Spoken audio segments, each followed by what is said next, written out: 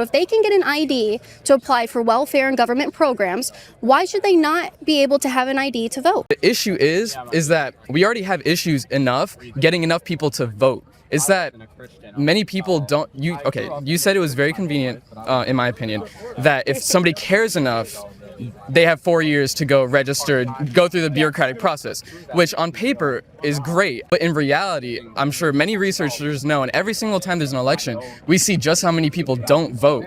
And whether lack of awareness, this or that, adding more barriers just makes it harder for the people, like just people in general, to care about voting, especially if people are caring about bills or just getting by. Especially that's how a lot of Americans Speaking of bills, you have to have an ID to register your utilities under your name to pay your bills. You also have to have an ID to apply to school, to get loans and get housing. They also require an ID to sign up for welfare and benefits that the poor community and lower income people benefit from. So if they can get an ID to apply for welfare and government programs, why should they not be able to have an ID to vote?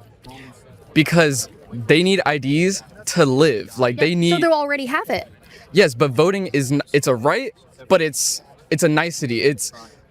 You don't need it to live. That's why we need to bring awareness and make sure that we have measures in place to bring as many people to voting. Because yes, although you need an ID for other things like food stamps and things like that, you need those to live. You cannot go without those. Everybody, you can be an American citizen, but to be too broke, be too time starved and have you should be because it's someone who is too broke to get an ID. If you're an American citizen, you should. Hey, not everybody has 4 years. I did not have 4 months to get all the necessary documents to get my voter ID, to get my regular ID.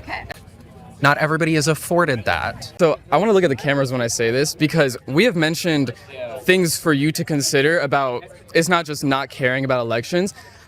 Things to consider such as time and money, things that are not equal for everybody.